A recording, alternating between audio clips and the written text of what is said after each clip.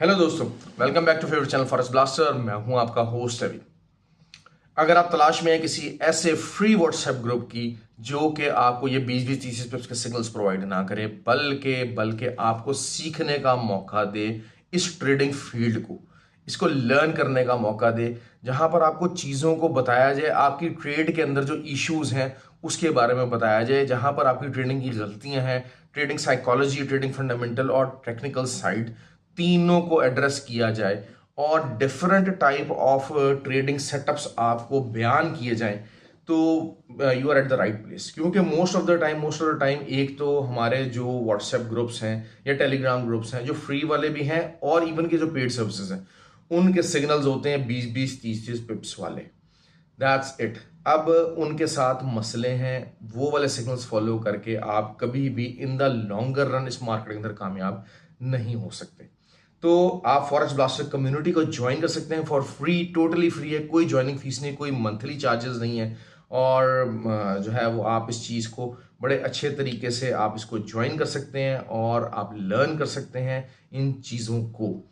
तो उसके लिए करना क्या है, आपको करना सिर्फ ये है कि आपको ऑक्टाफेक्स और एक्सनेक्स पे हमारे आईबी लिंक्स जो कि वीडियो के डिस्क्रिप्शन में मौजूद है, वहां पर आपको हमसे ज्वाइन करना है और जो है वो आपको उसका कम्युनिटी का हिस्सा बन जाना। एक्टिव ट्रेडर्स ही अलाउड है। और अगर आप ऑलरेडी ऑक्टाफेक्स और एक्सनेक्स पर ही ट्रेड कर रहे हैं तो आप आईबी चेंज करके हमारे उस फ्री व्हाट्सएप कम्युनिटी का हिस्सा बन सकते हैं। कम्युनिटी बेस्ड है, खाली वहां पर आपको सिर्फ सिग्नल्स नहीं मिलेंगे, आपको सिर्फ टीएस मिलेंगे, आपको सवाल जवाब पूछने की इजाजत है।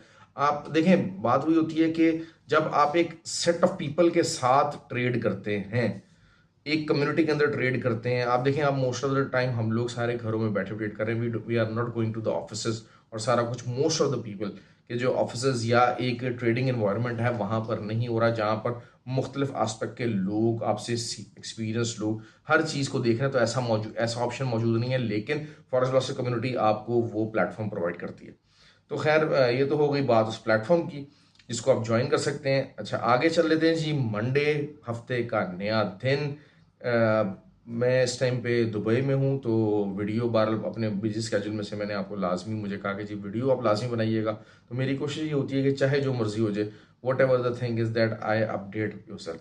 अच्छा, सबसे पहले मैं एक जो है ना वो चीज़ आपको क्लियर करना चाहता हूँ। देखिए, मोस्ट ऑफ द टाइम जो वीकली वीडियो है वो वीकली सपोर्ट एनालिसिस के मुताबिक ट्रेडिंग है, और जो इंट्रा डे वीडियो है जो कि नॉर्मल रूटीन बनाता हूँ, that is suppose to be intra day.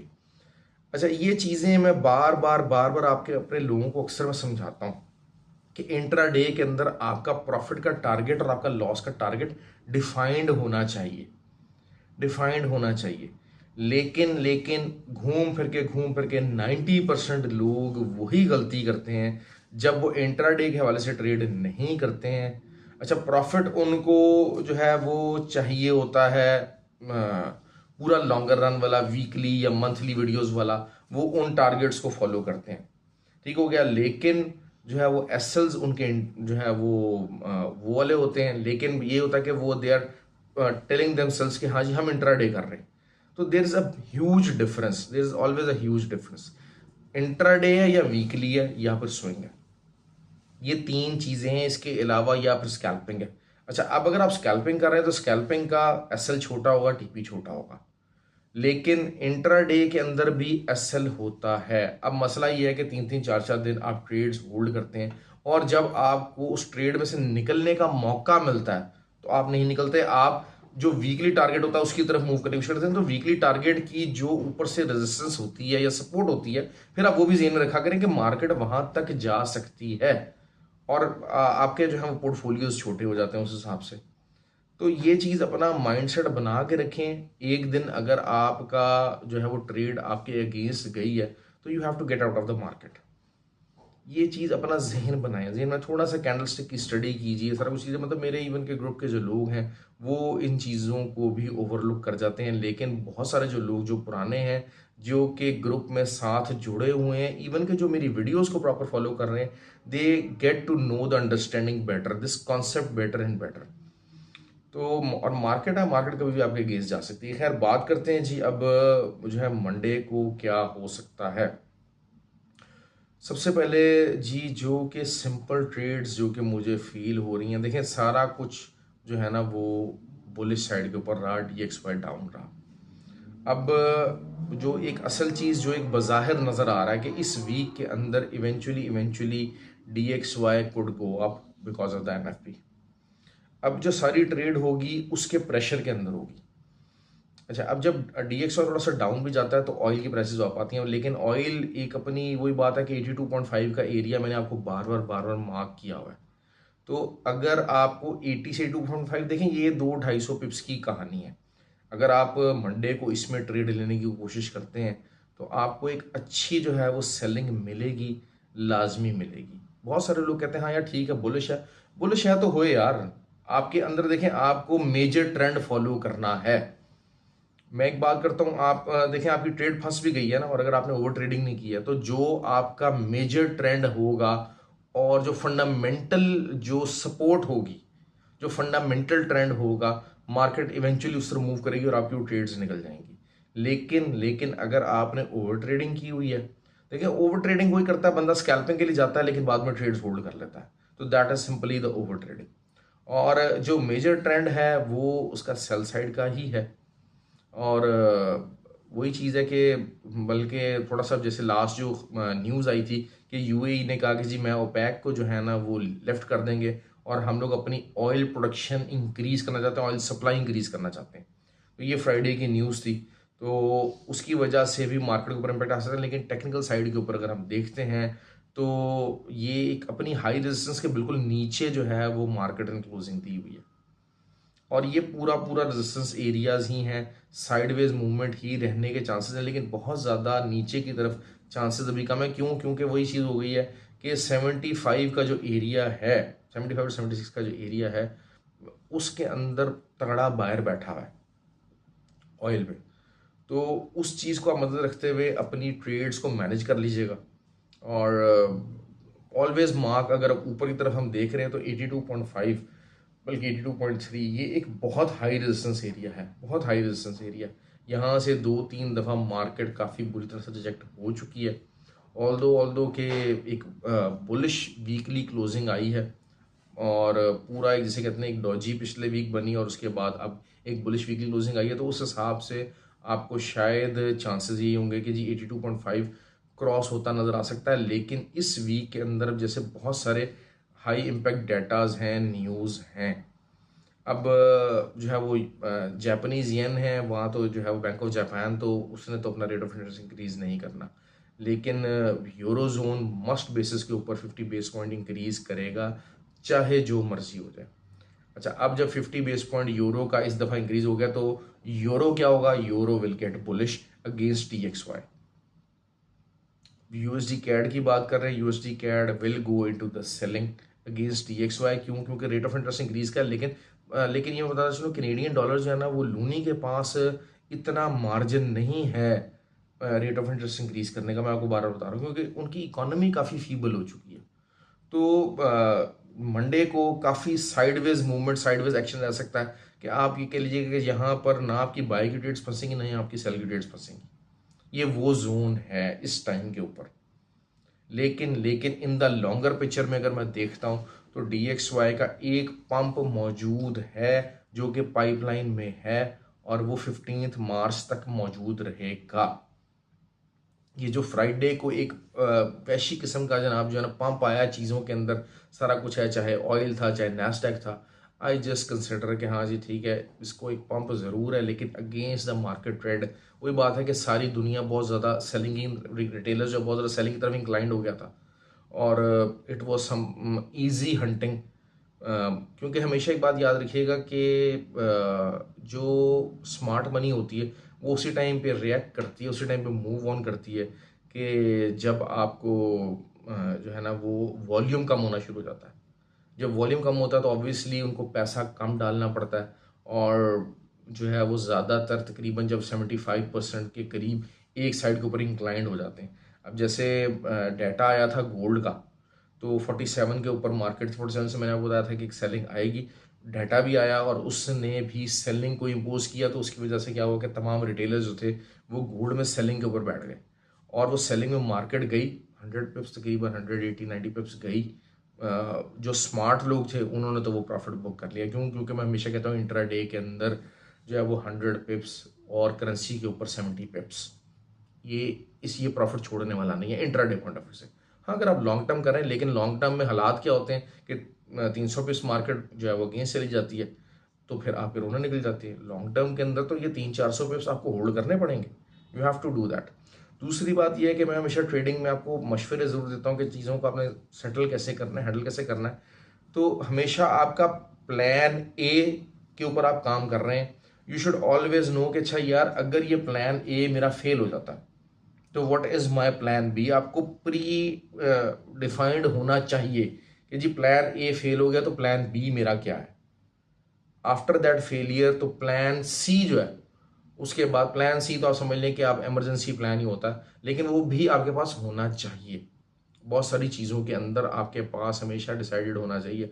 बहुत सारे लोग यही करते हैं कि अच्छा यार ठीक है, कुछ मेरा 20-30% जो है वो मार्केट के अंदर फंस गया, तो ठीक है मैं ये 20-30%, 40% तक भी अगर मेरा पोर्टफोलियो फंस गया तो मैं इसको हेज कर देता हूँ, ये मेरा हो गया प्लान बी। और साथ साथ मैं जो बाकी का अपना 60% पोर्टफोलियो है उससे मैं अपनी ट्रेड्स लेके उसको इंक्रीज कर देता हूँ। तो it's a pretty good plan. लेकिन होता क्या है कि हम लोग अक्सर ये वाला प्लान, हेजिंग वाला प्लान यूज कब करते हैं? जब आपका 80% ऑफ द पोर्टफोलियो उड़ चुका होता है, उसमें सिर्फ आपके पास 20% पोर्टफोलियो रहता है जिसके जरिए आप खेलने की कोशिश करते हैं, उसको इन्हांस करने की कोशिश करते हैं। तो most of the time it is not a good success rate.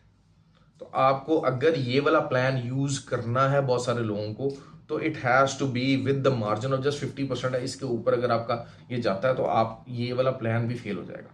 तो आपको इस तरीके से करना है कि हाँ यार ठीक है, मेरी 50% इक्विटी फंस गई है, मैं इसको हेज कर रहा हूँ और बाकी 50% से मैं अपनी इक्विटी को काम करूंगा, उसमें 25-30% में इंक्रीज करूंगा और उसके बाद उस हेज को खोलूंगा और मैं देखूंगा कि हाँ मैं इसके साथ क्या कर सकता हूँ। तो ये वाले जो लोग अक्सर हेजिंग में फंस जाते हैं उनके लिए मैं पर्टिकुलरली ये बता रहा हूँ, ये चीज़ें बताने की कोशिश कर रहा हूँ, ये समझाने की कोशिश कर रहा हूँ कि अगर आपको करना है तो आपको इस तरीके से करना है ताकि चीज़ों में कुछ सेंस रहे, मामलात आपके ऐसे तरीके के साथ चले। ठीक हो गया। अच्छा, अब जो है वो यूरो का मैंने बता दिया। GBP is on the selling side. GBP is on the selling side. GBP को अगर आपको वही बात है अच्छे लेवल के ऊपर मिलता है, देखिए DXY डाउन है, वॉट एवर जो भी है, बट DXY फंडामेंटली अगर NFP नंबर जो कि एक्सपेक्टेड हैं वो आएंगे। रेट ऑफ इंटरेस्ट देखें, रेट ऑफ इंटरेस्ट इंक्रीज करना ही करना है, 25 बेस पॉइंट तो इंक्रीज होना ही होना है लाजमी। असल चीज़ ये है कि 50 बेस पॉइंट इंक्रीज होता है कि नहीं होता। अब चीज़ों को गोल्ड की अगर हम बात कर लेते हैं तो गोल्ड इस टाइम के ऊपर काफ़ी बुलिश क्लोजिंग उसने दी है, लेकिन अगर आप देखते हैं तो हर हर कैंडल में वॉल्यूम डिक्रीज होता नजर आया। तो दिस शोज के रिटेलर एक्टिविटी तो ज़रूर है, लेकिन जो बिग फंड्स हैं सारा कुछ है वो वाली एक्टिविटी मौजूद नहीं है। ये इस चीज़ की इंडिकेशन है। ये चीज़ें आप थोड़ा सा ज़रा इसको समझने की कोशिश कीजिए कि what type of role volume plays in. दूसरा फिर ये होता है कि अगर एक वॉल्यूम अगर आपका निकला है तो आपका जैसे 47 से अगर मार्केट निकलती तो वो विद इन 5-10 मिनट्स की कैंडल जो है वो एक ऊपर जानी चाहिए थी। ऐसा नहीं है, it is crawling it's way up. Gold is crawling it's way up. तो दिस शोज कि हाँ यार मामला खराब है। अगर आपका बायर स्ट्रेंथ है, देखिए ऑयल में बायर स्ट्रेंथ हमें नजर आई, 75.8 पे फ्राइडे को मार्केट गई, स्ट्रेंथ के साथ selling I. That is because of that news, UAE की जो न्यूज थी जिसका मैंने भी जिक्र किया उसकी वजह से थी। तो अब वहां पर अगर 75.8 के ऊपर मार्केट आई थी तो आप देखिएगा with in 1 our not a single bearish candle on any 15 minute time frame, तो ये मार्केट 79 क्रॉस कर गई। तो दिस शोज कि हाँ यार यहाँ पर अच्छा खासा बायर मौजूद है। ठीक हो गया, और वो बायर दोबारा से प्ले करेगा। लेकिन अब यहां पर हमने क्या ढूंढना है? Sellers activity. इसी तरीके से अगर हम गोल्ड की बात करते हैं तो गोल्ड के ऊपर अभी वो वाली स्ट्रेंथ बायर की नजर नहीं आई है। मैं अभी भी I am still of the opinion कि स्मार्ट मनी जो है वो ऊपर से एक अच्छी सेलिंग लेवल का इंतजार कर रही है। वो सेलिंग लेवल आपका 70 भी हो सकता है, 62 भी हो सकता है। दूसरा ये भी, और जो है वो जो बाइंग लेवल है एक अच्छा, वो नीचे की तरफ से आ सकता है। और अगेंस्ट द फंडामेंटल न्यूज़, जब वो फंडामेंटल न्यूज़ का जो असर डिजॉल्व हो जाएगा तब आएगा। देखिए, मैं अगर मेरे पास अच्छे लंबे फंड्स मौजूद हैं और मैं फोर्सी करता हूँ कि यार मुझे दो $2100-2200 तक जो है ना वो गोल्ड जाएगा, रिसेशन की न्यूज़ आएगी, सारा कुछ होगा, तो मैंने उसके हिसाब से अगर ट्रेड लेनी है तो मैं इंतज़ार करूँगा कोई 1800 से नीचे के लेवल का, जहाँ पर मुझे पता है कि यार जो मेरी जितनी भी जो ऐसी न्यूज़ हैं जो कि गोल्ड को बेरिश कर सकती हैं वो सीन से आउट हो चुकी हैं। अब गोल्ड को बेरिश करने वाली जो मेजर न्यूज हैं वो दो ही हैं, एक इस फ्राइडे को एनएफपी है और उसके बाद रेट ऑफ इंटरेस्ट डिसीजन। हाँ, मुझे पता है कि ये दो डिसीजन अगर हो जाते हैं उसके बाद मुझे आंखें बंद करके गोल्ड की बाय साइड पे बैठना है। तो आपको भी जब तक ये बेरिश न्यूज का तलवार लटक रही है, इनका इम्पैक्ट क्या आता है, न्यूज का इम्पैक्ट क्या आता है, न्यूज क्या होती है, इट्स समथिंग डिफरेंट, वो हम उसको डे टू डे उसमें देखेंगे। लेकिन मैं आपको एक कॉन्सेप्ट समझाना चाह रहा हूं। देखिए, हम लोग क्योंकि ट्रेड तो हम कर रहे हैं, आपको सिग्नल मिलता है यहाँ से बाय कर लो, यहाँ सेल कर लो, लेकिन इवेंचुअली मार्केट के अंदर चल क्या रहा है, मार्केट के अंदर फंडामेंटल्स क्या चल रहे हैं, इकोनॉमिक कंडीशन क्या चल रही है। देखिए, मुझे कोई शहबाज भाई थे, is one of my colleague, और इंशाल्लाह हमारी जो ट्रेनिंग अकेडमी होंगी तो he will be part of that. तो उन्होंने मुझे कहा कि जी आज आपने ये फंडामेंटली जो न्यूज़ हैं इनको बड़े अच्छे तरीके से डिटेल में कवर करना है so that people could get the idea. तो मैं इस वजह से आपको बड़ी डिटेल से फंडामेंटली चीज़ों को समझाने की कोशिश कर रहा हूँ और इस कॉन्सेप्ट समझने की। दूसरी बात ये मैं बताता चलूँ आपको, देखें स्मार्ट मनी हमेशा किस तरफ मूव करता है। स्मार्ट मनी हमेशा जो एक्चुअल ट्रू मूव आनी होती है वो उसी तरफ को मूव करेगा। कभी भी ये नहीं होगा कि मार्केट ने in the longer run by side पे जाना होगा तो स्मार्ट मनी सेल साइड पे लग जाए। That is never gonna happen. हाँ, होता क्या है कि स्मार्ट मनी ने अगर बाय की तरफ जाना है और सारे रिटेलर सेल में बैठे हुए हैं, तभी स्मार्ट मनी जो है बाय की तरफ लगेगा। अब यही हुआ है कि जो मेरे ज़्यादा अंदाजा ये है कि अभी जो इनिशियली अप टिल 15 मार्च तक का जो टाइम है जिसमें एक सेलिंग न्यूज़ और सारा कुछ रेट ऑफ इंटरेस्ट न्यूज़ काफ़ी ज़्यादा ऑन द हाइप क्रिएट की हुई है। और दूसरी बात ये है कि रिसेशन वाली कोई न्यूज़ बहुत ज़्यादा आई नहीं है कि यूएस इकोनॉमी को बहुत ज़्यादा रिसेशन में जा रही है या कुछ हो रहा है, रेट ऑफ इंटरेस्ट इंक्रीज करने की वजह से ऐसा इंपैक्ट हो रहा है कि उनका बेड़ा गर्क फिर रहा है, ऐसा भी कुछ नहीं है। तो गोल्ड के लिए मामलात फ्यूचर में इनिशियल एटलीस्ट डेज के अंदर कोई बहुत ज़्यादा सिग्निफिकेंट नहीं है कि ये 1800 को क्रॉस कर जाएगा या 1890 को भी ऊपर क्रॉस कर जाएगा, कोई डेली क्लोजिंग दे देगा, मैं इसको नहीं देखता।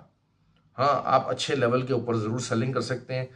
नीचे से आपको वही बात है कि सपोर्ट जो है 47 to 35 की सपोर्ट एक अच्छी रहेगी मंडे के दिन में, लेकिन और आप यहाँ पर इसके दरमियान में बाय सेल कर सकते हैं। लेकिन ऊपर से भी कोई 64-65 का अगर आपको एरिया मिलता है, 70 का मिलता है, तो that will something very good for the selling area.